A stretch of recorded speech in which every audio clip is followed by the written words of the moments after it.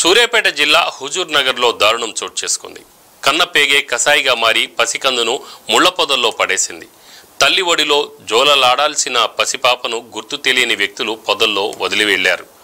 మఠంపల్లి మండలం సుల్తాన్పురం తాండా పునరావాస కేంద్రం దగ్గర ఈ దారుణం చోటు చేసుకుంది. పురిట్లో ఉండాల్సిన పసికందును ముళ్లపొదల్లో చూసిన ఈ సంఘటన ప్రతి మనిషిని కదిలించింది. ముళ్లపొదల్లో పసికందు ఉందని తెలుసుకున్న ఆశా వర్కర్ శాంతి జిల్లా ఉమెన్స్ చైల్డ్ వెల్ఫేర్ అధికారులకు సమాచారం అందించడంతో ఈ వార్త వెలుగులోకి వచ్చింది. రాత్రి ముళ్లపొదలో పడవేయడంతో పాప తల భాగంలో, వీపు భాగంలో గాయాలయ్యాయి. చలికి పాప అనారోగ్యానికి గురైందని డాక్టర్లు తెలిపారు. ప్రస్తుతం బేబీ ఆరోగ్యం నిలకడగానే ఉందని చైల్డ్ డాక్టర్ రవికుమార్ తెలిపారు.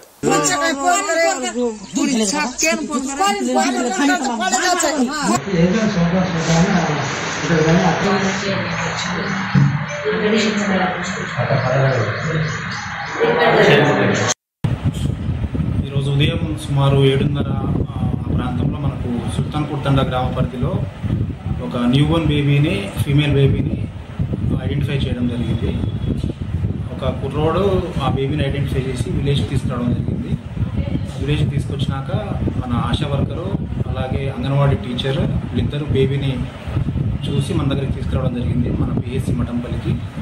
ఇక్కడ బేబీని చూశాక బేబీకి మైల్డ్ ఇంజురీస్ ఉన్నాయి, గాయాలు ఉన్నాయి అన్నమాట బాడీ మీద.